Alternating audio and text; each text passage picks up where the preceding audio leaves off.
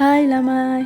ඉතින් මේ වීඩියෝ එක කිරිවුල ලෝලුවකට ගමේ ගම් වතුරෙන් හානි වුණු පාසල් යන චූටි නංගිලා මල්ලිලා වෙනුවෙන් අපි ගොඩාක් කට්ටිය එකතු වෙලා කරපු ආදර ලබා දීම වැඩසටහනක් ගැන. මුලින්ම කියන්න ඕනි මේ අයිඩියා එක රවින්දුගේ. එයා ඒ අයිඩියා එක මීරිගම ඕරා පෙන්න ආයතනයේ ළමයි එක කතා කරලා ළමයිනුත් හාස අපි කරමු කියලා එක පයින් කැමති වෙලා තියෙනවා. ඉතින් අපි ඒ අයිඩියා එක අපි දන්න අයත් එක්ක ෂෙයා කරගෙන එයාලගෙත් උදව් අරගෙන තමයි මේ වැඩසටහන කළේ.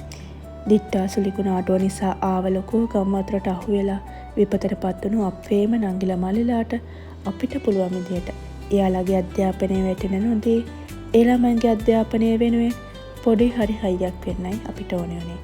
මොකද අපි හැමෝම මේ වගේ තැනකට අද ඇවිත් තියෙන්නේ අධ්‍යාපනය නිසා.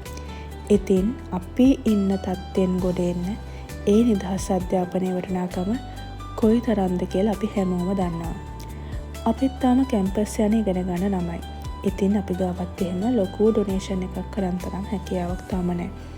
ඒ වුණාට අපිට අපි වටේ ඉන්න අපේ නෑදෑයෝ, යාළුවෝ, ටීචර්ස්ලා, නංගිලා මල්ලිලා එකතු කරගෙන ලොකු ඩොනේෂන් එකක් කරන්න පුළුවන් වුණා.